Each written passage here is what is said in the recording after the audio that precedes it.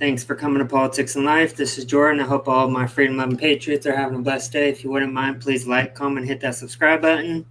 We are reacting to a brand new Tom Macdonald interview. He did one recently, and now he just did a second one on why the music industry cannot cancel him. He is 100% independent, freedom-loving patriot, anti-system, freedom of speech person, and I respect any independent artist that is not controlled by the system, aka the CIA that runs the music industry. Anyways, let's get it started, y'all. Please like, comment, and subscribe. To anybody. There's no record label, there's no manager, there's no sponsorship that I'm going to lose. Do you care what people think about you? No. You're not just an artist, you're also an entrepreneur. So you get kicked in the face every day, right? It's difficult to find the balance, working 20 hours a day. Why is the industry so focused on messages that are evil or subversive? I want to make stuff that's going to empower people or make people smile or lift people up. I mean, language is everything. Let's get into it. Let's do it. Should Canada be the 51st state? Well, I wish it would be, but I doubt it's going to happen. But it would be great. Yeah. Anyways, all jokes aside, where did you grow up? So I grew up in a small town outside of Vancouver in British Columbia in Canada. It was called Mission. So I think I lived there until I was about 13. And then Dad got a job in something construction related, and we moved to Alberta, the prairies, the most conservative province in Canada, and lived there for, I think, probably, 6 or 7 years, and then went back to Vancouver and did the music thing out there for a couple of years. And then I've been in the States for the last 11.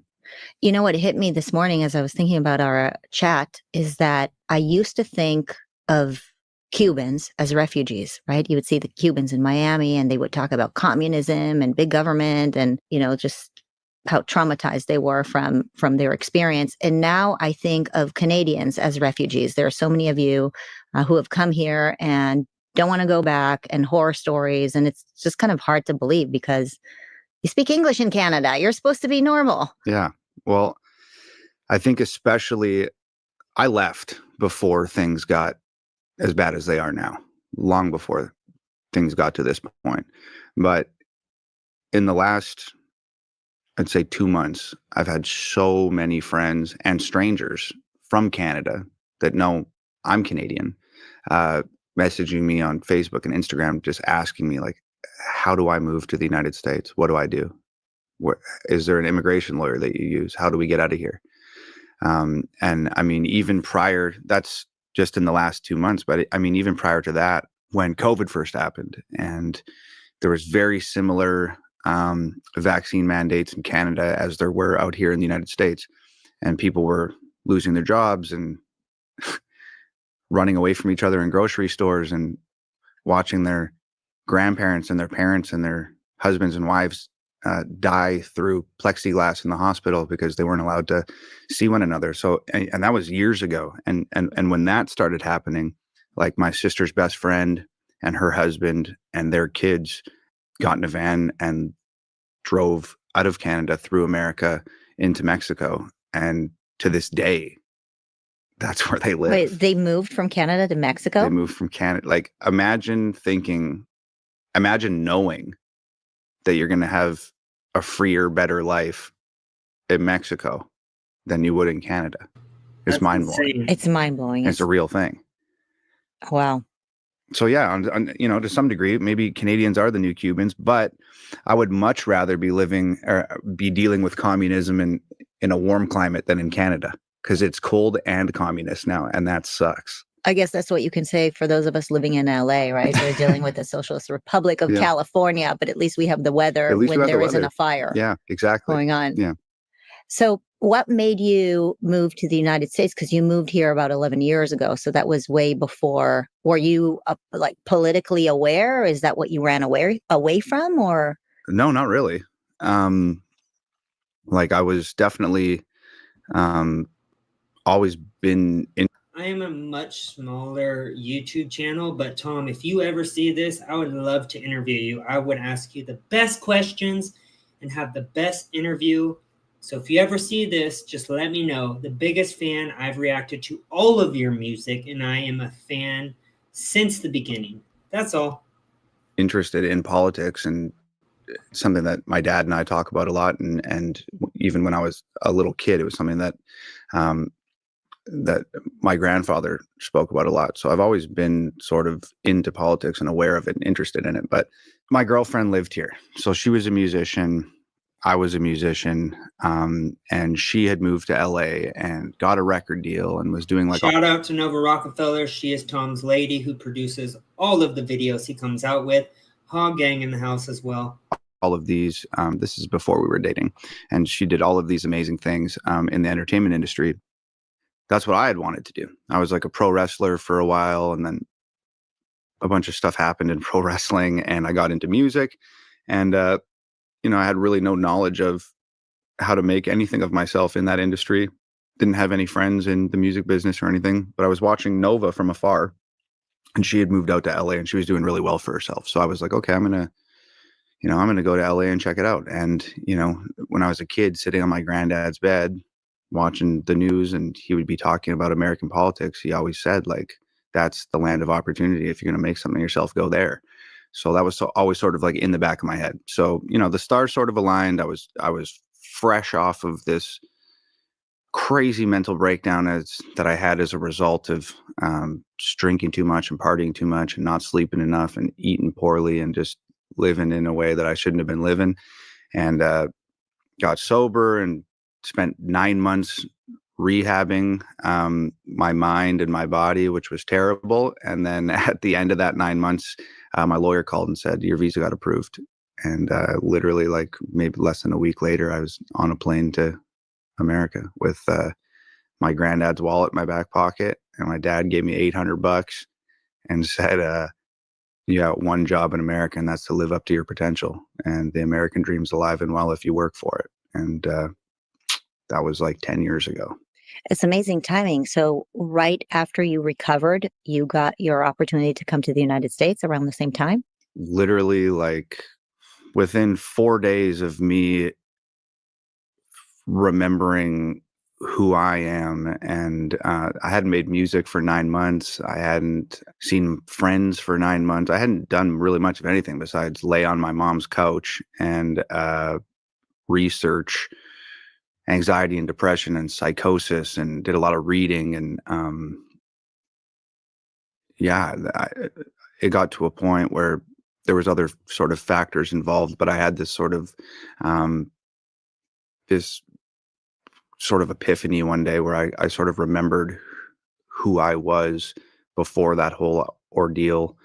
And I got a grasp on Tom again for the first time in almost a year. And then literally like 3 days later, my lawyer called and said, it's approved. You can head to the States whenever you want, and booked a flight and went. Do you have a sense of what led Tom to go down that path to begin with? I mean, just being young and stupid is part of it.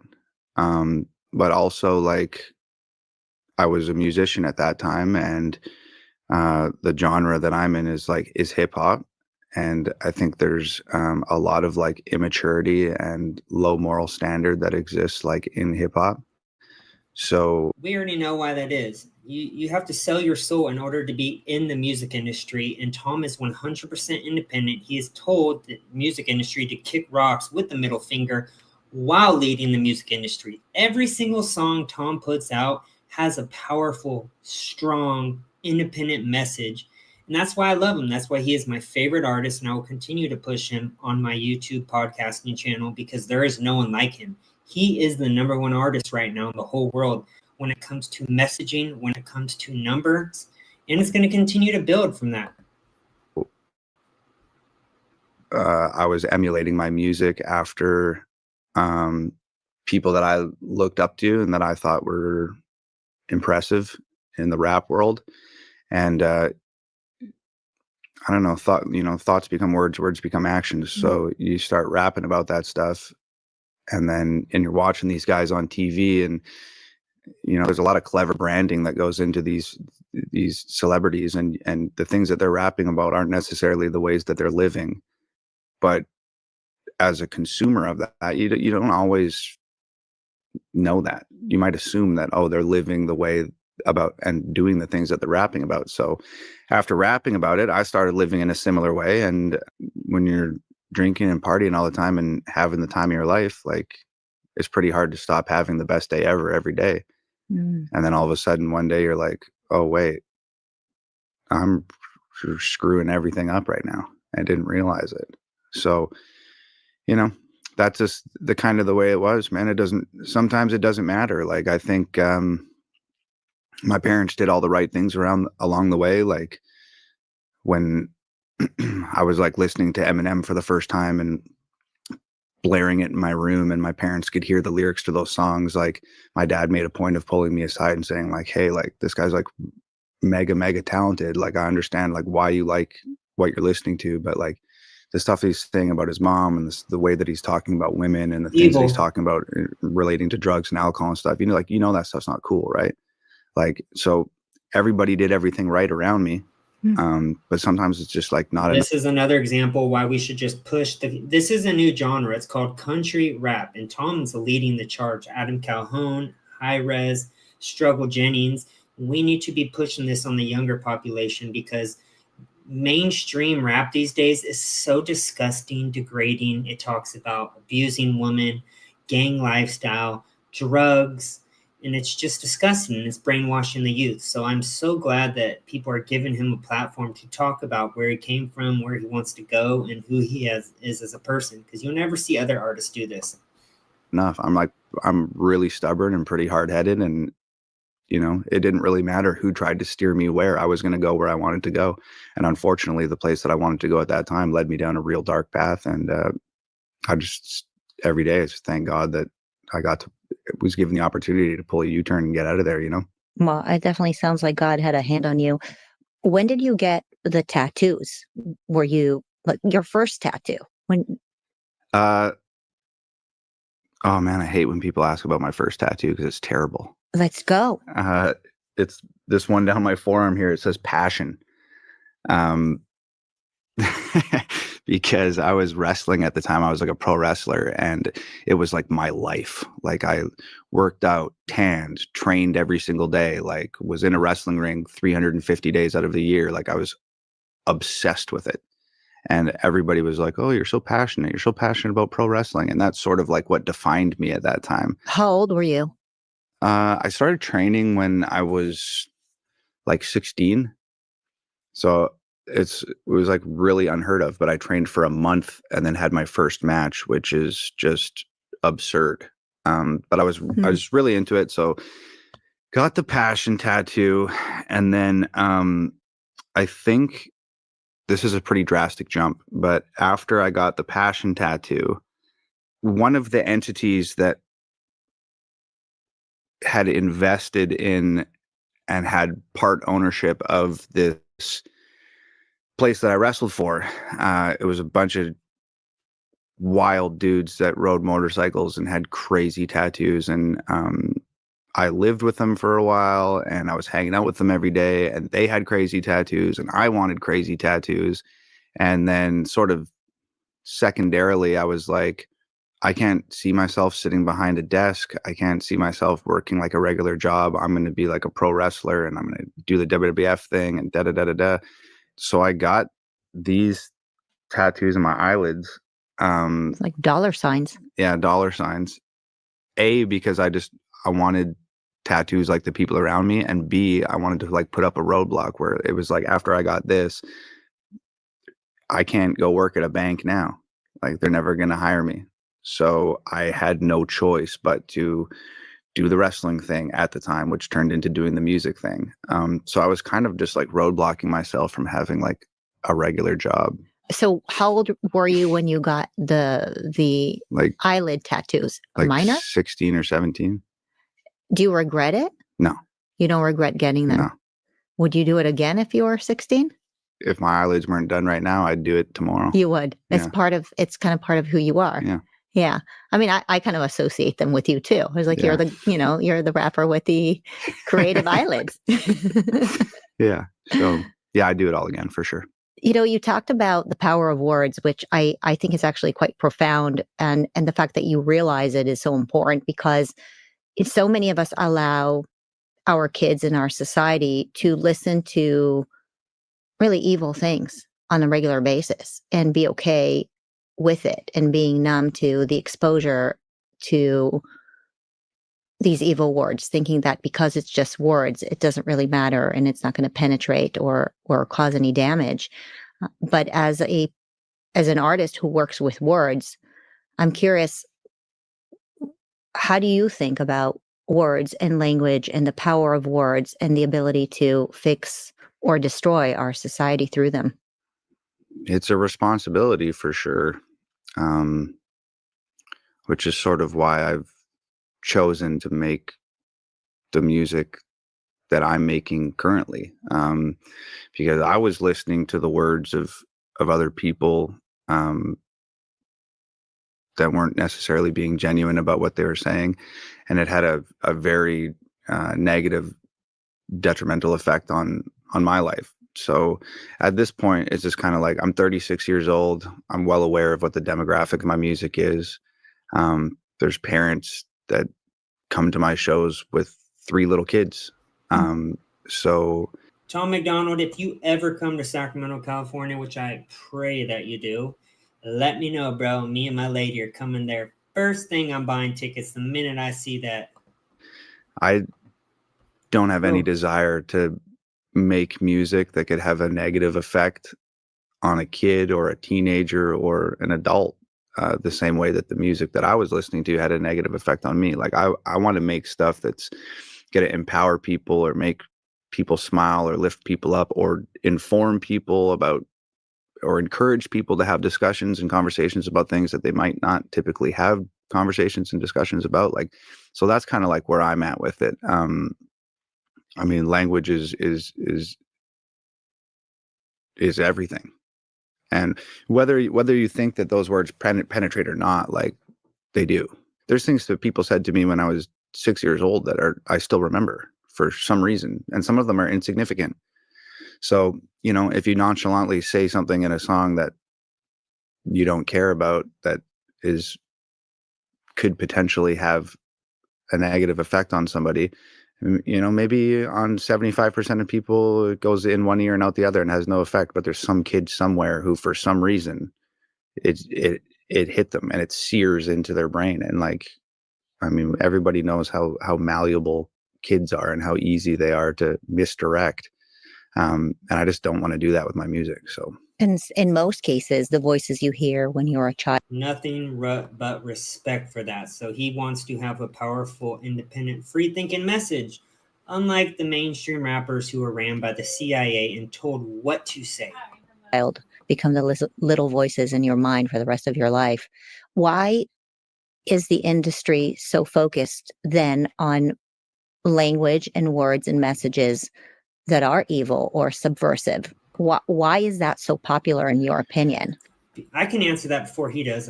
It's because it's ran by the CIA, and it's been ran by the CIA for quite some time. It's all on purpose. They want you to promote Satan worship, which they're doing on the world stage all the time now. I mean, Lady Gaga was on SNL a couple weeks ago, literally doing witchcraft in front of millions on camera on SNL. This is mainstream for these people who are controlled by the industry. And this is why I have so much respect for people like Tom Macdonald, because he comes out with his own message while being 100% independent. And is it hard to really make it into the industry if you don't do that? If you don't look like or you don't look or sound like you're part of this subversive, negative culture? the best answer to that is I never really tried to be part of the industry.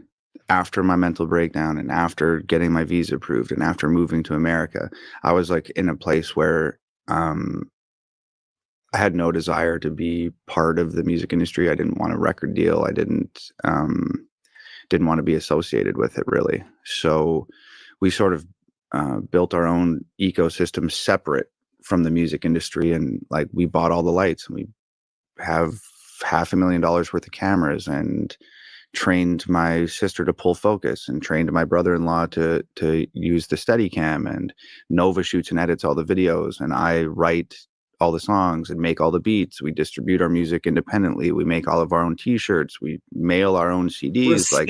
So we're just like completely separate. Yeah, as independent as you could possibly be. So we're completely separate from the industry. And like, you guys should talk to Nova sometime. She's been in the music industry. She was signed to. And also, not only are they independent, he is hitting #1 on every song that he puts out. There's no one right now that's on Tom's level. He is on top for a reason. Island Def Jam, which is one of the biggest hip hop record labels in the world, and like the horror stories she has of the way they treated her and what they did with her music and who they wanted her to be. And so, and my aunt is an actress, and between her and my dad, my entire life, they've told me, never sign anything. Do not sign anything.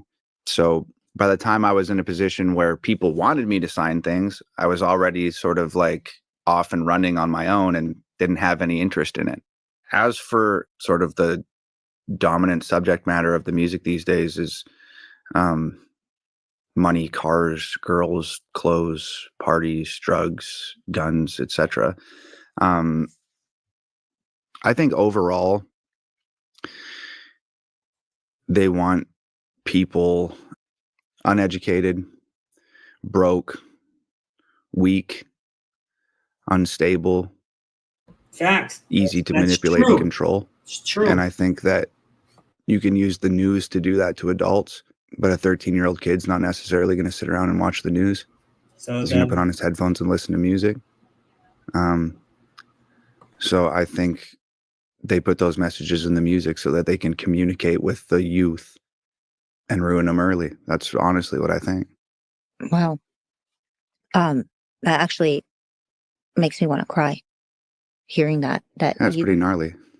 Thinking that there is an industry that it's not an accidental, just human behavior and the proclivity to do bad things, but actually there might be a nefarious agenda orchestrated in some way to attack children. I think we've seen a nefarious agenda play out live on TV for the last 4 years. Like we're living in a Truman Show? In politics. So why would it be any different? There's some sort of relationship between pop culture and politics that's not outwardly visible to people.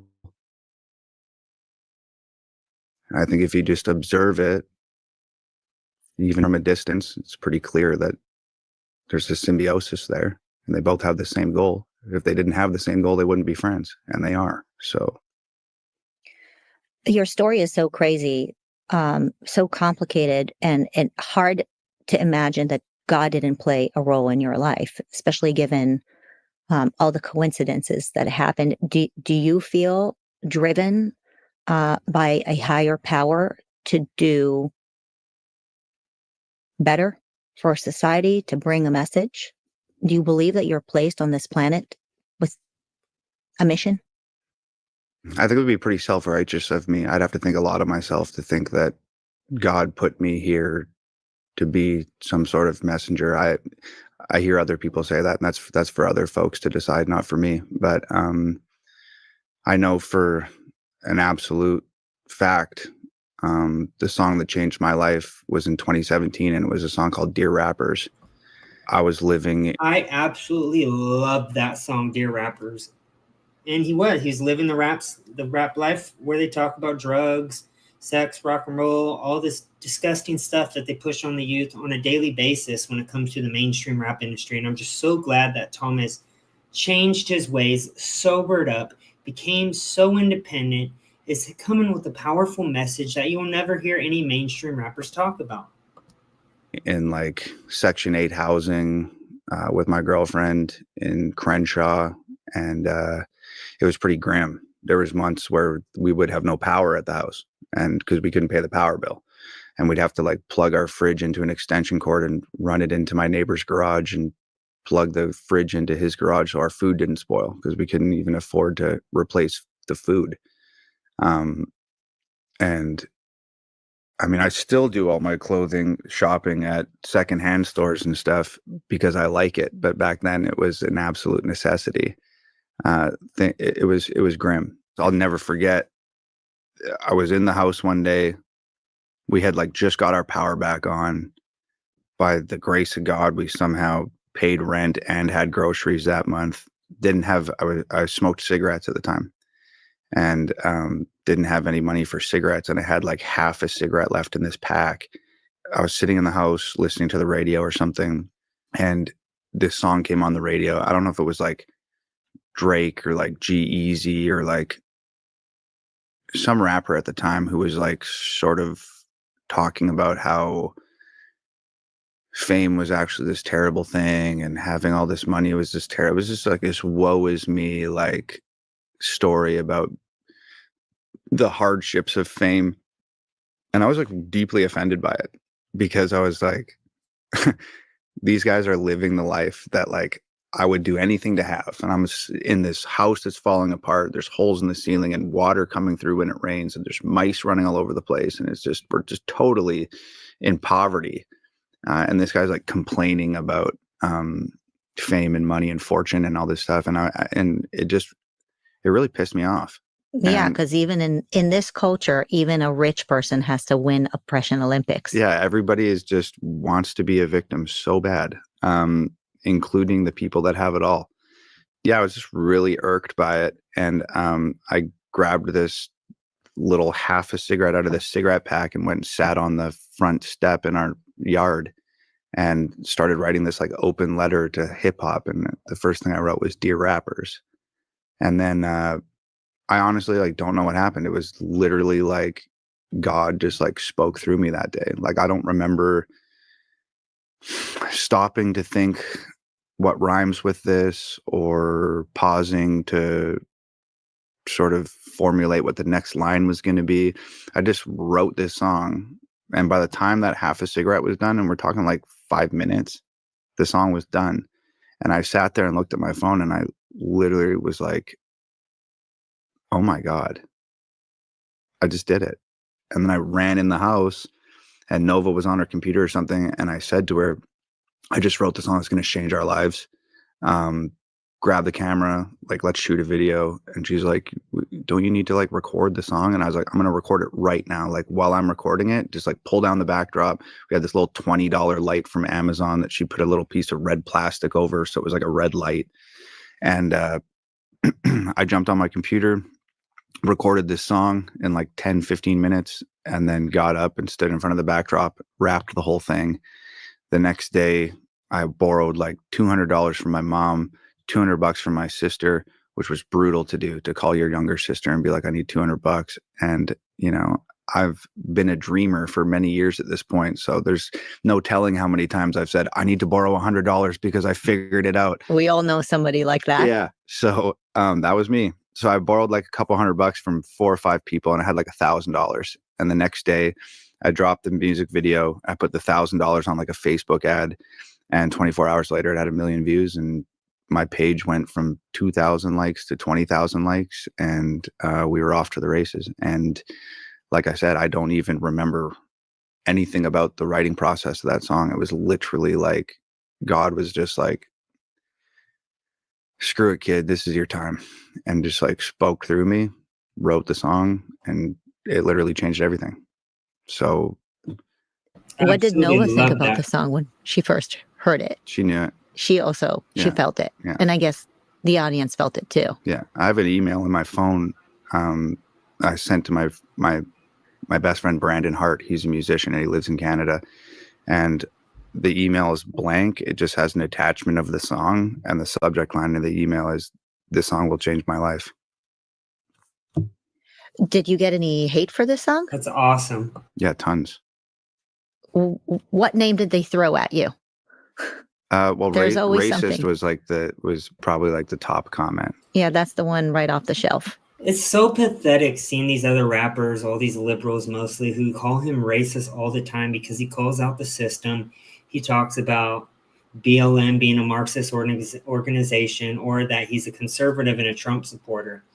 These days, they just throw out racist and racism so much that word just doesn't have any meaning anymore. I mean, these clowns that say that, I've been called racist so many times since I've been doing podcasting. I love that he doesn't give a shit. I don't give a shit. Keep on pushing your messages, Tom. You have a bigger following than you have haters by far. Because because there was this thing where like I was writing a letter to hip hop, to rap. I was criticizing the status quo, like, of the genre as a whole. And everybody was saying like, oh, he's hating on black rappers and he's criticizing black rappers and he's criticizing this culture that he didn't create, but he's using the culture to criticize it, and da da da da da. And it was just like, to me, it was just like, I'm not criticizing any rapper of any particular color. I'm just criticizing the message and the narrative and as a whole, the genre. And there's lots of rappers out there. There's white rappers and black rappers and Asian rappers and Indian rappers and all types of rappers out there. Yeah. So, and everybody, the common denominator seemed to be at that time, the messages in the music. So that's what I was speaking to. So yeah, like, I've been called a lot of things. Do you care what people think about you? No. Were you always like that? Yeah. You always were. You knew who you were. Yeah. What is it like running your own business? When you were describing it earlier, it honestly sounded overwhelming. The idea of fulfillment and T-shirts and producing. And I mean, do you just like run around like crazy all day? It sounds like a lot. Yeah, it is a lot. It's working my hands to the bone, like, constantly. Like, it's literally like 20 hours a day and sometimes more than that. Because you're not just an artist, you're also an entrepreneur. So you get kicked in the face every day because of business, but then you also have to be artistic and free. It's difficult to create, right? It's difficult to find the balance. My dad always told me, like, there's, even when I was wrestling or playing basketball or whatever, like, there's always going to be a better wrestler than you. There's always going to be somebody that runs faster. There's always going to be somebody that is a better basketball player. But like, where you can beat these people is just having ridiculous work ethic. And like, when they're sleeping, you got to be working. And when they're eating, you got to be working. And when they're working, you got to be working twice as hard. And if there's one thing I've never been afraid of, it's hard work. So the harder you work, the luckier you get. That's it. That's what they say. They don't say it in school, but you learn it in real life, right? Yeah. How did you end up doing a rap with Ben Shapiro? I mean, you guys could not be more opposites. You think? In some ways, at least you don't look similar. How did that come about? Was it your idea or his idea? Well, it was Ben's idea. It was Ben's idea. But I think he was joking about it. Like, I did the Ben Shapiro show because I had just, I do these sort of like talking head commentary videos of political things and social issues and stuff, like, on social media. And Ben had posted a few of them. And then they had asked me, do you want to come on the Shapiro show and talk? And I was like, yeah, what the hell, let's do it. So talk to Ben. And then as he's giving his sort of closing remarks and he's about to do an ad read for a sponsor or something, he just kind of like slipped in there like, oh, like, maybe you get me on a song one day. And we both just like laughed it off. And I kind of like rolled my eyes at it. But then the second the screen went black and the interview ended, I was like, we need to get Ben Shapiro on a rap song. It's like the troublemaker bug in you just flared up. And what made it even sweeter was that like Ben had like gone on record, like on shows and stuff, and said that like rap isn't music and like all this stuff. And I was like, this is like, it doesn't get any better than this. It's like the most, I know we'll make a great song. It'll likely go #1 on Billboard. And it's just like such an epic troll of hip hop and the music industry. And it's just like, I couldn't pass it up. Wait, so are you the rapper that changed Ben Shapiro's mind about rap? I don't know if he changed his mind, but he rapped and it's on a song and it went #1 on Billboard. So, yeah. When I looked you up in Spotify, aside from finding your songs and your videos, there was a video charting the worst rap songs from 2024. And of course, they have to come after you, right? Were we number one? You were number one. Yeah. That's like 56 number ones. That's how you win these days, when the industry gets real mad at you. Yeah, it's like these days, people are so obsessed with things. Let me know what your guys' favorite Tom Macdonald songs are. I would say it's so hard to say. I'd say Sheeple. Check that out if you haven't heard Sheeple. Freedom of Speech featuring Adam Calhoun and Tom Macdonald. Dirty Money by Tom Macdonald. Dear Rappers, God Mode. I love how he brings his mom, dad, and sister into that music video. That goes hard, where it's like a 7-minute freestyle of his whole entire life. And the recent one, Not in the Sky. Why am I having a blank fart right now? Man in the Sky. That was Tom Macdonald's most recent. I would suggest everyone check that out. I also did a reaction on my YouTube channel with that song. Go check that out if you haven't heard it. Things that they don't like. And the internet is such like a negative space that like people log on, look at people's profiles that they don't like, comment on people's photos, hater comments, and they just, as humanity is just become so obsessed with things that they don't like, that it's like if Drake or Kendrick Lamar or any artist anywhere releases this amazing song and it's great and everybody loves it, somebody will discover it, they'll love the song, they'll put on their headphones and they'll keep it to themselves and they'll listen to it every day while they go to work or exercise or whatever, but they keep it to themselves. If people come across something they hate, they immediately show 30 of their friends. Look at this moron. Look at Tom Macdonald rapping with Ben Shapiro. Or look at Tom. Listen to what he's saying. This guy's such a piece of garbage. Like they hate it so much that they just feel compelled that they have to show other people so that they hate it too.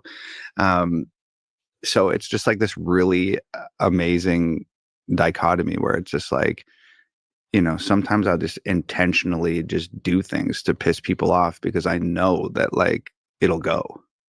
So yeah.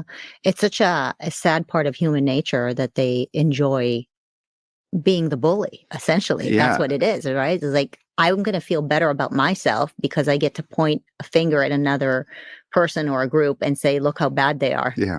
I mean, it's great. So I mean, it's terrible, but it's funny when you can sort of flip it on its head. And like, one of my favorite analogies is this, like a car won't run if you just connect the positive post on the battery. Like you need the negative. That seems to be the key. And it's even better when you can just be yourself and you just be honest and the most authentic version of you. And so many people don't like that and so many people hate it. And that's perfect. Like I'm just doing me and there's all these people over here that love it and there's all those people over there that don't like it, and you need both to make it go. So how do you figure out what to write about? Is it just what interests you, the things that you're, I don't know, chatting with Nova about, and you're like, oh my God, that's so interesting, let me put that into music? Is that what it's like? Yeah, I mean, like those are the things that, I talk about with my pops who's here. Like we talk about politics a lot. I talk to Nova about politics and social issues and just certain things going on in the world. And like, there are things I talk about with my friends, and they're typically things that those conversations only exist in a really insulated space when you're in your living room and there's no cameras on, and you're not on the internet telling 10 million strangers how you feel about something. There are conversations that sort of like take place in secret almost. And like, I think that's one of the big problems with the world right now, is that there's this like huge communication breakdown between people on the left and people on the right, between politicians and people in general. Like a lot of us don't really know each other. We call each other names on the internet and scream and yell about headlines. And that's like really it. There's no actual like communication until you get into these sort of closed circuits with your friends and your family. And maybe you have a friend that's liberal or a Democrat, and you can speak with them about it and you can say how you feel, how you really feel to your friend, and they can do the same. And guess what? You're still friends after that conversation because you know each other. A big part of it for me was I just want to take these super insulated conversations and discussions that I have in my everyday life, and I just want to put them out there. And if you look at the comment sections on my YouTube videos, I mean, there's people in there talking about it. Well, he said this and that means that. Well, no, the way he said it was this way, so it actually means this. And people are having these discussions and these conversations. And I just think that's wildly important. So yeah, that's kind of why, and that's where it comes from. I'm bombarded with the same information that everybody else is. Every time we turn on the TV, every time that we open our phones, which is a lot these days, there's always a new headline and a new catastrophe and a new somebody's lying about something. And I stay tuned into what's going on in the world around me because I think it's important. I don't know how other musicians are making music about anything else, honestly. Like, I guess if you live in the club and you live that lifestyle and that's sort of the world that you live in, maybe that's what you make music about. That's the information that you're taking in. But for me, the information. Well, it's because all these mainstream rappers like the Baby, Little Baby, all these little babies, whatever it is, NBA Youngboy, Lil Durk, they're all given a script and told what to say. And while they are at the top right now, they do have to sell their souls in order to get to that point. Tom Macdonald, he has done none of that. He's worked hard, gotten sober, rapped about important stuff, and that is why he is number one right now. I'm taking in that I'm interested in is social issues and political stuff and things going on in the real world. My music's not always like an escape. It's something that makes you examine yourself and your place in the world and what's going on around you, which isn't always the most enjoyable thing to listen to. But I just feel like it's an important color in the box of crayons of music, so. There are a few things that you said that, I'm so removed from the music industry or even the Hollywood industry, but I'd imagine, given the amount of people that I've met through Hollywood, given that I live in Los Angeles, they'll come here into PragerU and they'll wear a huge hat and big glasses and they don't want to be seen. And God forbid anybody knows that they're, supportive of anything conservative whatsoever.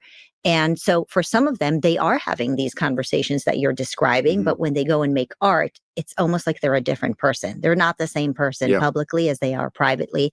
And they admit it. And I say, you're living in a diamond cage. And in some ways, it's like communism, right? Where in communist countries, you will think certain things that you're not even allowed to say to your own family members, because if anybody finds out that you are in the wrong thing, you're completely excommunicated and possibly even dead. And maybe it's not as extreme in Hollywood, but it's certainly not that far off, where you're living two different lives. Sure. And so you get to freely speak. You're not in a diamond cage. You are kind of, you built your own wings. Yeah, I think, a lot of those people are just protecting the bag, just protecting the money and protecting themselves. And, I mean, I'd have a hard time sleeping at night doing that. Do you think the culture is changing now? Is America 2025 different? Culture is definitely changing. Country rap is taking over the culture in regards to what people are listening to, because it actually is coming with a message, and not just a message, a powerful message: anti-system, anti-government, freedom of speech, family, freedom, religion. Unlike mainstream rap, it is taking over the culture. Friend from America 2024, when it comes to that space, the culture? I think we're pretty early in 2025 to tell, but I think there's definitely like wheels in motion that things keep going the way that they're going right now, potentially. I think America's been woke washed over the last 4 years, especially. And I think that it's become a really ingrained part of life for a lot of people. So I don't think that that's ever really going to go away.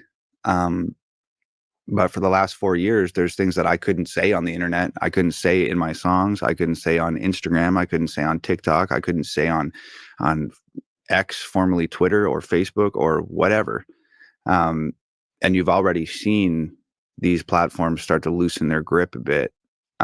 So I think we were sort of overwhelmed by the wokeism in society for the last 4 years. I don't think it's going extinct. I don't think it's going to go away, but I think that it's going to, the ship's going to right itself a little bit. Well, and people like you have been pushing back, right? I mean, I remember when we started PragerU 13 years ago, I was just a social pariah.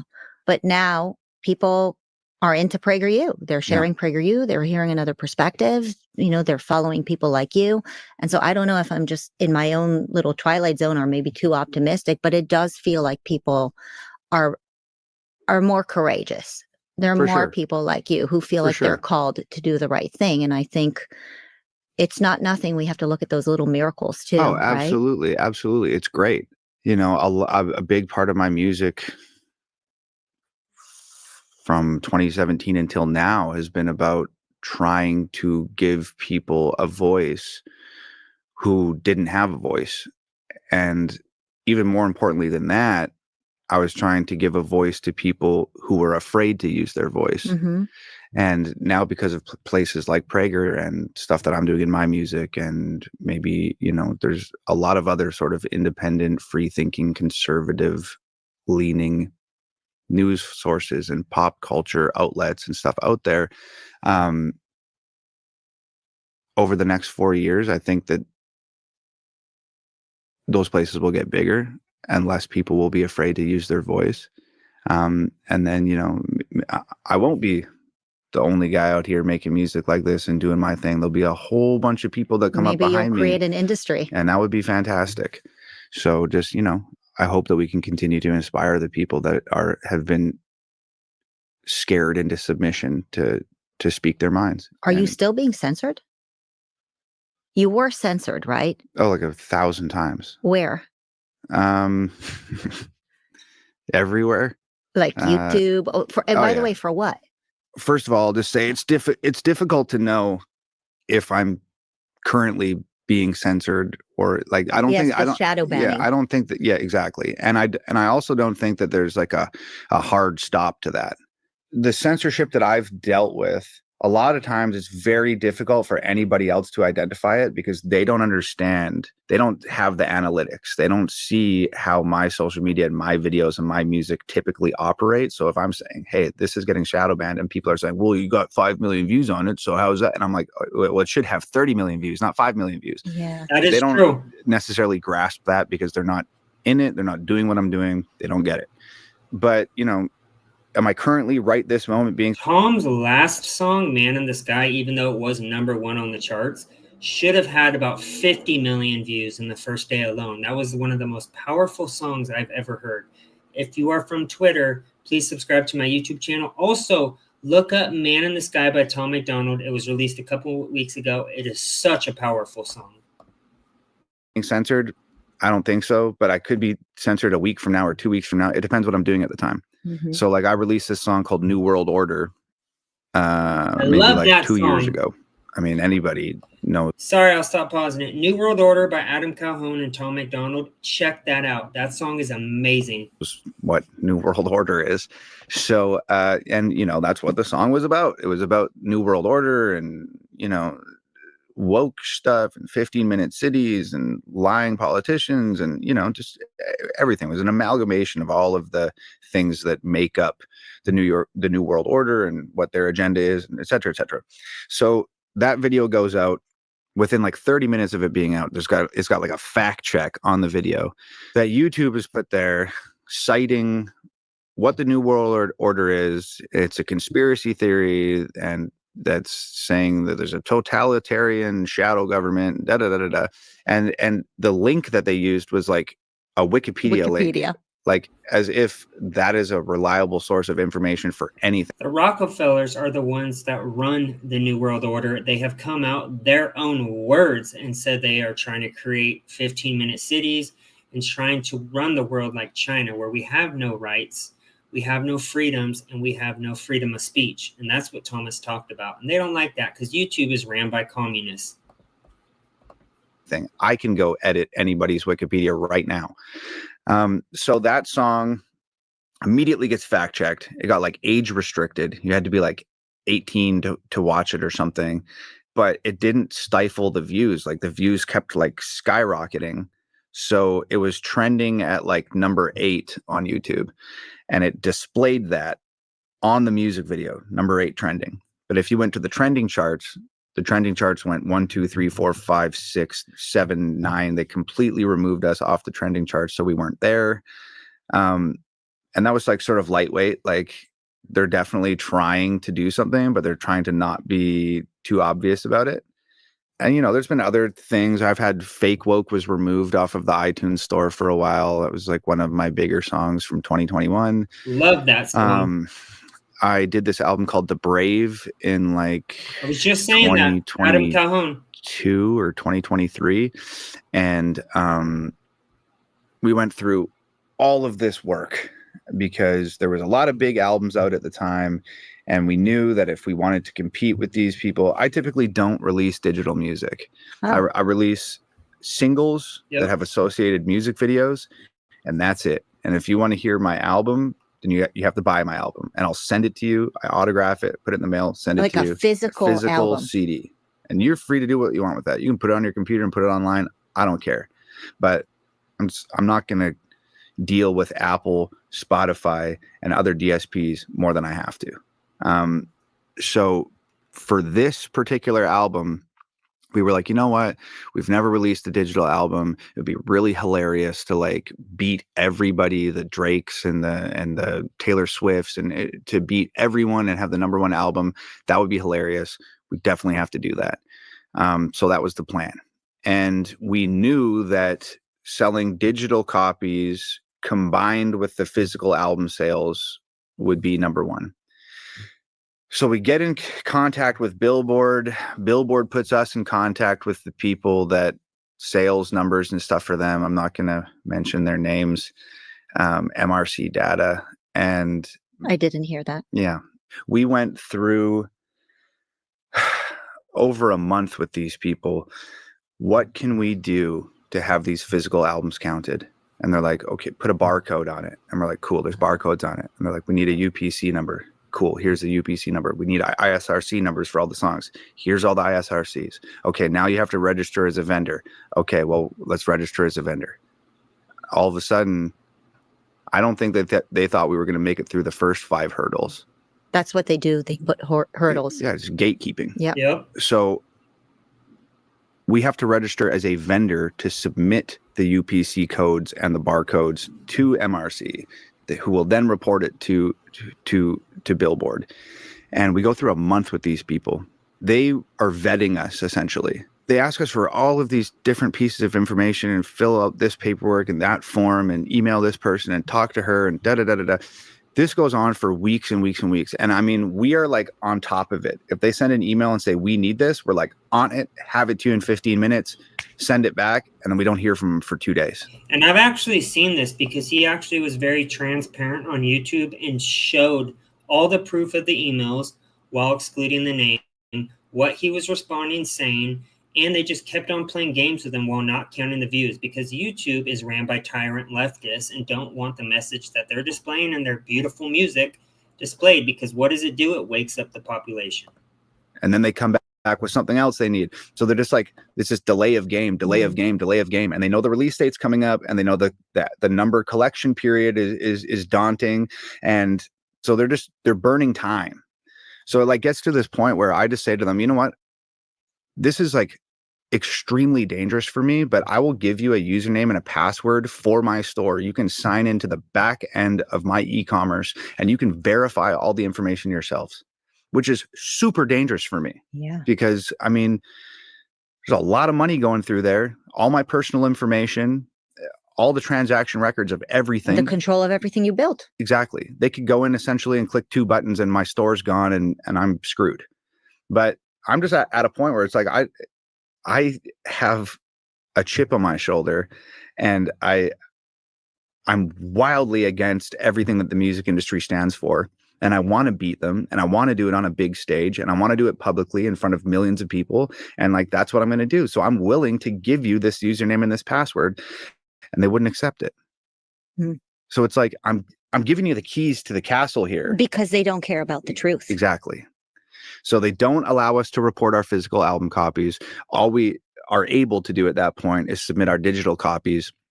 We did like 50,000 physicals in 2 days, and like 25,000 digitals. So like combined, we're looking at almost 80,000 units, which is miles beyond what anybody else is doing. So we just were able to submit our digital sales. We ended up losing the number 1 spot to Encanto, which is a Disney movie, and they were Encanto. Yeah, my kids listen to that. Yeah. Yes. Well, make them stop. I will, because let them know. They grew out of it. Yeah, and Disney on Billboard is labeled as an independent musician, an independent artist. So Disney's worth the entirety of Disney against you. Yeah, they're worth like $9 billion or something, and that's an independent. So the game is rigged. Yeah, we tried to play by their rules. They wouldn't allow us to. So to me, that's a form of censorship. I've had my TikTok deleted. I've had my Facebook threatened to be taken down. I've had all sorts of bizarre things happen where YouTube puts automatic captions on your music videos, and they prioritize videos that don't use bad language and that talk about acceptable subject matter and stuff like that. So like for a long time, like I was like self-censoring. Instead of saying the F word or something else that I wanted to say, I would rewrite it and not use those words. And then YouTube would populate the lyrics on my videos, and there's stuff in the lyrics that are F-bombs and SH this and things that I'm not even saying in the music, and it's stamped on the video in lyric form that was completely incorrect. They just did it to Roseanne. Really? The rap you did with her? Yeah, Roseanne, there's a section of the song where she says facts, facts, facts, facts, facts, facts, facts. And that was labeled as fags. Oh and then gosh, there was a line where dumb. she said, "This granny's going bad." And in the song on YouTube and every other platform, the lyrics were "the Spanish going back." So then all of these headlines pop up, and it's like Roseanne uses homophobic slurs and tells illegal immigrants to go back to their country and da-da-da-da-da, and none of which was said in the song. Do you think it's possible that it's just an algorithmic mistake where, sometimes I'll auto-dictate into my phone and it's not writing things the way No, because YouTube is ran by leftist tyrants. I've been banned 3 times already from YouTube for talking about COVID, in my opinion of it. And I didn't even say anything bad. YouTube does not like Republicans or free thinkers. They like Democrats, liberals, people who can't think for themselves. It's that simple. The lyrics were submitted manually through a company called Music Match, and we didn't submit lyrics, so I'm not really sure. Wow. So yeah, so over the years, there's been like lots of funny things like that have taken place, and they're not outright censorship. Your video is taken down, Exactly. but that's not how they work. Exactly. And all the bogus credentialing and award-winning ceremonies where it's just the people who they allow. And it's the same thing with the New York Times bestseller list. Exactly. It's not really about sales. It's about who they like. If Beyonce wrote a book, she'd have the #1 book regardless. Yes. No one cares Just like about that Beyonce. country album. And it's not necessarily because people are... Who else was pissed about that? My lady loves country and she's getting me into country, and Beyonce got the country album or song of the year. That was not even country at all. What an insult to country singers. Buying the book, it's because she's in the diamond cage and they can control her. Absolutely. Yeah. Which is the greatest part about, when you say that people show up here in big glasses and hats to hide their face because they don't want people to see them coming into Prager. It's like, these people at this stage of their career are totally beholden to the wishes of the record labels and the wishes of the production company and the wishes of whoever else is making money off of you. Yeah. Which is why it's such a beautiful thing to be independent, because I'm not beholden to anybody. There's no record label, there's no manager, there's no sponsorship that I'm going to lose. There's nothing. It's just me and my girlfriend. And you could try to cancel us if you want, but I have an internet connection and I own all the gear. So what is the most courageous thing you have done that had the biggest impact on your life? Because you've had a few of those. Most courageous thing that I've done. That's really difficult for me to answer, because people ask me all the time, like even my friends, are like, "I can't believe you just like packed up your bags and left and went and lived in like the ghetto and just took all these crazy risks. And I've just never really looked at it like that. I've never really looked at anything that I've been doing as particularly brave or courageous. It was just like, And when you look back, it was just part of your journey. yeah, I'm just like, I had a thing that I wanted to do in a place that I wanted to go. And I just went. Like, we all have one life. Like, I don't know. There's people that I worked with in construction. I was a carpenter for a long time, and they're still swinging hammers, and it just wasn't for me. And if that's what you like, then that's great. Do it. Build the hell out of those houses. But I don't know. I just, none of it has ever seemed particularly special to me. I'm just like a guy that thinks and has things to say, and I was willing to go to the end of the earth to make it happen. And I mean, I don't know what I'd be doing if I wasn't doing this. So yeah, Do you feel like you have a lot of meaning in your life where in the past you didn't? I feel like I have a lot of responsibility to the people that are watching me and listening to me and are interested in what I'm doing. And I just really try to, like, it's similar to, like, do you think that you're like on a mission from God? It's like, What's more, are you true to yourself? yeah, I'm not like the typical like Hollywood person that like that, and they're sure that like who gives a shit about Hollywood these days? We all need. No one cares. First of all, Plan Bondi needs to release those Epstein files. Hollywood is ran by the CIA and groomers and pedophiles. I'm sorry, but it's true. 90% of the actors and the musicians in Hollywood and the music industry are ran by pedophiles. And this is why I love Tom Macdonald. He throws up the middle finger to the system and the music industry and doesn't care, and continues to put out #1 hits every single song. Older the wine, the redder the carpet, the faster the car, the taller the apartment. Like, that's for me. It's meant for me. And like, people look at me when I walk into a room and they want to take my photograph, and I'm here to make the world better with my art. It's just like, that's just like never been me. Like, I'm just like the same kid who was writing rhyming words in his phone when he was 16. I'm just doing it on a bigger platform, a couple more cameras, a few more lights. And that's really, I'm just here doing it. How fun to be free and be yourself and not feel judged and accept yourself the way you are. Fun. Yeah, I mean, it's fun to watch you. Yeah, it's been an absolute blast. Like, I'm so grateful that my girlfriend works so hard for me, and my parents are so supportive, and my sister is such a great help, and my brother-in-law. I'm just so grateful that we did it ourselves, and we kept it in the family. And nothing in life is fun if you do it by yourself. Like, I don't know, I climb a lot with my dad. Like, we rock climb and stuff, and like when you get to the top of a mountain and you see the view and how incredible it is, to me it's like so pointless to like experience that view. It's pointless to get a nice car, and pointless to make it to the level that I've made it to if other people aren't seeing the view with me, and other people aren't enjoying that house and that car, and other people aren't benefiting from like what I'm doing. So it has been fun, but it wouldn't be fun if it wasn't for my girlfriend and my folks and my sister, because those are all the people that I get to like share this incredible experience with. And it's just like, it seems really selfish and vapid of any real meaning if I didn't have people that I care about around me that are also able to experience it, Yeah, it's nice to hear how grateful you are, and it just puts a smile to my face, because I think that the more grateful you are, the more grateful I am, the happier we'll be, right? Yeah, absolutely. It's a big deal.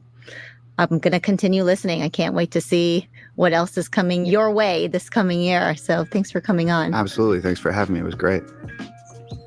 What a fantastic interview. And what I'm going to do for you guys is I'm going to play the one song that really put him on the map. Actually, no, this isn't the one. It's Dear Rappers. But this is my all-time favorite song of Tom Macdonald's. It's about a 7-minute freestyle.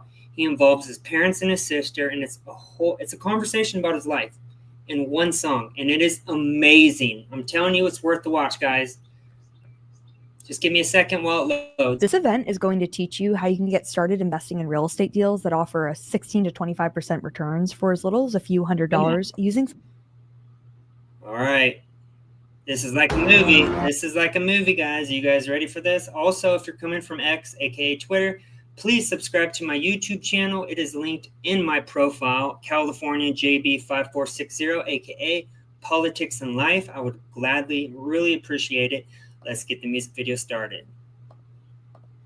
I've been hearing that they think my political music is boring.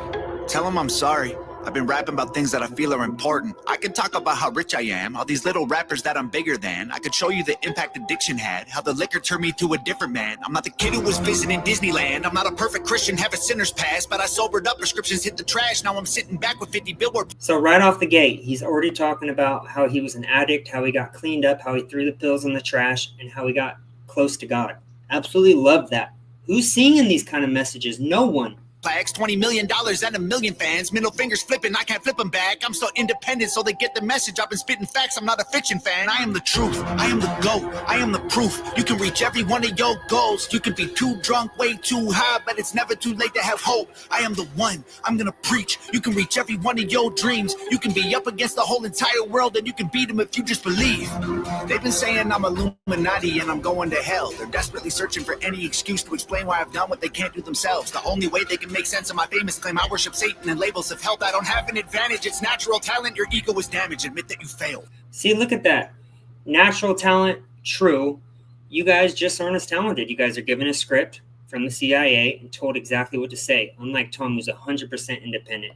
I remember back when I was the only political rapper. What the hell happened? All of a sudden, everyone who never gave a damn got political and started rapping. Tragic, I should be flattered. Man, I created the genre, they practically jacked it. Acting like they're in the conversation, they ain't nowhere near it on a different planet. This is not YouTube, this is upper echelon. President of Sony on my telephone. I get what I want, how I want, when I want, until the day that I'm dead and gone. The internet in love with beef, they want rappers at war. But I don't care who's coming at me, I swore that I wouldn't do disses no more. The last time I battled, the man that I trampled lost his career and then had a divorce. That wasn't fair, homie got torched. I feel the weight like I'm carrying around a corpse. Still no deal, still no team, still just little old me. Still making fun of the whole industry, still rap on my own beats. I'm the only multi-millionaire in my family tree. I keep hearing rumors that my parents rich and that's how I got in the lead. That's a big L-I-E. If you want to know the truth, I guess I can show you why I move like this. Let me take you back into my head, tell you about the movie I live. Former alcoholic, nothing in my wallet. Every doctor said that I was depressed. Should be in a coffin or inside a cardboard box and addicted to meth. I was sleeping on my best friend couch. I was dreaming of a West End house. We was living in the basement, sweet east side, praying we'd get out. Motorcycles on the front lawn, bunch of crackheads in the alley. Open up my bedroom window and tell them there's empty bottles they can have. Cops at the door, I couldn't sleep. Making up noodles to eat for a week. I couldn't stomach the food I was making if I was in high school. I always had weed. No cussing, no degrading woman. Talking about how he was a drug addict and how he got clean and found God. Where will you find musicians like that these days? Nothing but respect. Leaving the crib and the neighbors are tripping. I flip them the bird, I ain't stopping to talk. They leaving us notes on the passenger window cause we always park in the whip in they spot. 10 in the morning, we sipping on 40s and taking the Honda Civic up the block. Looking for one of my homies who living on the street cause he got addicted to rocks. Waiting in line at church, they giving out food. I would pull up every second Sunday, get some hard-boiled eggs and juice. That was the move. I was a broke boy, then I blew up. I was suicidal, yeah, the mood sucked. Now I've been rich, I done made hits. I've been praying, I don't screw it up. And now that I've blown up, they're mad that I've grown up. They missing my old stuff. They say my political music's all sounding the same and the flow suck. Not me. I'm never gonna be the old Tom or recapture the magic of old songs. I don't know, Tom. You the GOAT, Tom. Give me what I want or I will go, Tom. Shut up! I'm not the guy that you fell in love with back when I was young and dumb. Always getting drunk, taking hella drugs, living in the ghetto, no food for a month. Couldn't pay the power bill, the shower filled with towels, mold, and hella bugs. That was the old Tom. That was broke Tom. Stop saying you miss who I was. Now you can give me all the Gucci, give me all the Louis, give me everything I wanted once. Give me Lamborghinis, give me all my flowers, give you everything I have to be loved. Now they call me racist and they say I'm canceled, but I guarantee you that there will be blood. I ain't going nowhere, I ain't stopping nothing, I'ma really go there, I don't give a... I'm the best thing going right now, they can't mess with me! Only liberals are calling him racist, and that's because he's pointing out you trans weirdos, you BLM supporting weirdos. You're part of the problem. You were part of the system. You were supporting the system. And he's calling your ass out, and you don't like it, so you call him racist. I've been up, I've been down, I climbed out my grave, I've been great. Wait, before today, and I'll be great till I decide to walk away. I'm the one you have to thank for every independent artist getting Billboard plaques. I showed everybody how to beat the record labels, and still I don't get no thanks. Everybody who been hating on me got these every little thing I'm doing. I mean, they dress like me, sign CDs, no one is buying their music. I'm the blueprint for these YouTube kids. Every single little view you get, every time you get an iTunes check, you just imitate what I do best. I'm on Fox News, I'm on Rolling Stone, in the New York Times, on the radio. Got 1 billion views, Millie on the gram. You still paying to be verified, man. I am the reason that Billboard removed all the digital sales charts off their website. I was outperforming label artists, and executives pressured them to hit the red light. Universal, Warner Music, Sony, CEOs wanted me dead, but they ain't never gonna really kill me. They just cancel the digital charts instead. Stop telling me that anyone else is bigger than I am. Go get the Nielsen SoundScan numbers. Tell me what you find, man. Who's the biggest I am? They're angry that I love America. Guess it's a problem because I'm Canadian. I live in the States. I gave 200 grand to the veterans. I am a patriot. I am not faking this. That is my favorite view of the whole damn song right there. Thumbnail part right there. Hit it. Look at this. He's from Canada, and he has more patriotism than all the liberals in America. Holding a flag when he's from Canada. Freedom-loving American right there. I'm going to rewind that because that is my favorite part of the song. Sorry, guys. Go get the Nielsen SoundScan numbers. Tell me what you find, man. Who's the biggest I am? They're angry that I love America. Guess it's a problem because I'm Canadian. I live in the States. I gave 200 grand to the veterans. I am a patriot. I am not faking this. I don't need to keep on making hits. Could have retired 3 years ago, basically. Go check my bank account, buddy. I'm crazy rich. I don't need money. I rap because I'm made for this. I am only doing this because I love it. I told every record label they can shove it. Rappers hate on me, but I'm above it. 93 Shawn Michaels. Everyone can suck it. They want photos when they see me out in public. Then they trash me in the comments. What a bummer. I sign autographs and spill my guts and stomach. All I get is people praying that I'll plummet. I came a long way. Dreamt of this all day. I should have saw graves, but God saves. I got faith. What a loser. I needed boost to maneuver. Bottles of hooch in the cooler. Now I'm the proof that you can choose to be a trooper and recruit and pursue a future, be a ruler. Screw all the rumors. I know the dudes will be acting stupid on computers. Hate is a fuel that humans can use to improve themselves if they don't let their wounds ruin their movement. You can do it and then you can lose it. You can choose to view it through some different pupils. You can shoot for the moon if you miss it, recoup it, and then execute it so you make it through it. There ain't no excuses. The rules are confusing, so break them and use them to find the solution. The truth is you're losing till you are immune and you turn the abuse into your revolution. I've been addicted to plenty of pills, poor and mentally ill. If I can do it, you can do it. I went from homeless and drunk to turning down record deals. I got so many wins that I forget the wins. So many plaques inside the crib, they're getting hard to live. They so jealous, I'm just glad that I ain't them. Thank God I ain't them. They got money, they got pennies, they got dollars, but they ain't been making any sense. They got hundreds, they got thousands. I got 10, 11, 15, 20 something names. But this ain't always what my life was like. Honestly, it still give me chills. Way before all of my viral songs, before I was living in Beverly Hills, way before I went and sobered up, back when me and Brandon couldn't pay the bills, way back when I should have been locked up, overdosed or getting killed. My sister called me from the hospital. Said, this is my favorite part of the song. When I first saw this part of this video when it came out, made me want to cry. Very heartwarming part. Make sure you guys watch it. her job's killing her, and that was a fact. She working overtime often, out of options, having panic attacks. Didn't let her finish talking, told her walk in and to quit and call back. Next thing I know, she's in California and she's working for Hangover Gang. And Daddy always told me I was special and one day I would conquer the music business. And I guess he was right, because look at my life. I just bought him a new Porsche for Christmas, and Mama worked harder than any woman on earth. Her boss would have never have fired her. I recognized they weren't giving her what she was worth, so I retired her. This ain't white privilege, this ain't trust fund, this ain't good luck, this ain't silver spoon, this is hard work, this is long nights, this is all me, this is what I do, this is palm trees and Ferraris and a calm breeze and a pretty view. If you don't believe I deserve it, then you never lived the life I did and you wouldn't make it through. I came out of a city where I still don't get no respect. I moved away and I blew up, and everyone else is so stuck in the town that I left. I'm not impressed, and they've been saying my video views are all fake, and I honestly hope it helps get them some rest. I'm worth like $30 million dollars, all you bums are living check to check. Now everybody is an enemy, they all jealous that I'm a celebrity. Well, screw them, screw the government, screw the record label, screw the mainstream. I'm in God mode, they in beast mode. We are not the same, we ain't equals, and I pray to God that you can deep throat. Got 11 inches for you weak hoes. Y'all cannot critique me, y'all ain't in my league still. All your hate completes me, I can't be killed. Y'all just wanna be me, maybe be chill. Leave them bleeding in a wheat field. All my missiles heat seek, you can't beat me. Homie, keep still, I can tell that you don't eat meat. Ton of green beans, you a vegan when the beef's real. Everybody's saying I'm fake, but they're the ones who really faking though.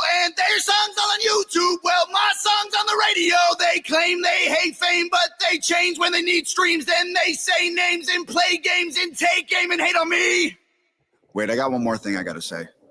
I don't need any more money. These days I just do it for all of my fans. I pray to God I inspire somebody or show someone who thinks they can't that they can. I'ma keep going till I'm in a coffin. I promise no stopping till I kick the can. To the day that they're dropping my box in the ground, it's hangover gang. Wasn't that amazing, y'all? Now, his most recent, which I've been saying the whole time, you guys need to check out, is Man in the Sky. And then I'm going to end this live, but I think this is very much needed to see. Anyone coming from X who has not seen my YouTube channel knows that I'm the biggest Tom Macdonald fan. This is the most powerful song he's just released, and it was 2 weeks ago. So if you're going to listen to a song, listen to this one. Oh, sorry, there's an ad. Apologize, guys. They offered me $3,000 Hurry up, for my y'all. minor accident. This Harvard AI calculator showed me it was worth $85,000. You guys ready? There's a man on TV at a desk in a suit. He lies through his teeth and they still call it the news. And there's a man in a white coat whose medicine kills. He loves when you're sick cause you pay for his pills. There's a man at the bank who will give you a loan so that you'll buy a house and then he'll take you home. There's a man who wants you spending your life online cause you're searching for truth but controls what you find. We'll be fine, babe, if we don't make it through. There's a man in a church who I really hope told me the truth. Said there's a man in the sky watching over me and you. It don't help if you can fly, it's way past the moon. And there's men here on the ground that just want to burn it down. They want money, they want power, don't want no one else allowed. We'll be fine, babe, I'll be the man for you. There's a man in a court sworn to uphold the law, but he's crooked as a fence post and don't do his job. There's a man in a classroom who should know the facts, but he's brainwashing kids, teaching English and math. There's a man in your phone who hears everything you say. He knows everywhere you go, every joke you ever made. There's a man with a bloodline that owns the whole world. Every airplane and building and gold, brick and pearl. We'll be fine, babe, if we don't make it through. There's a man in a church who I really hope told me the truth. Said there's a man in the sky watching over me and you. It won't help if you can fly, it's way past the moon. And there's men here on the ground that just want to burn it down. They want money, they want power, don't want no one else allowed. We'll be fine, babe, I'll be the man for you. Pray that the man in the sky is watching over us tonight, cause there's people looking down on us for fighting for what's right. Hold the line, babe, and I'll hold on to you. There's a man in the clouds and I hope he's looking down, cause there's people here on earth who trying to put us in the ground. We'll be fine, babe, I won't let go of you. Said there's a man in the sky watching over me and you. It won't help if you can fly, he's way past the moon. And there's men here on the ground that just want to burn it down. They want money, they want power, don't want no one else allowed. We'll be fine, babe, I'll be the man for you.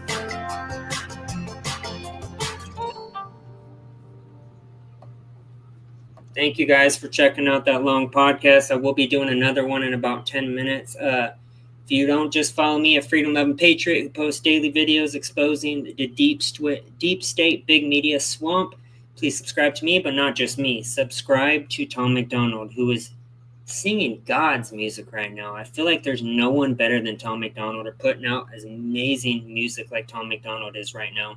Also, Hog Gang in the house. That is Tom Macdonald's brand right there. Love you guys. Have a blessed night. Talk to you guys soon in the next stream. Peace.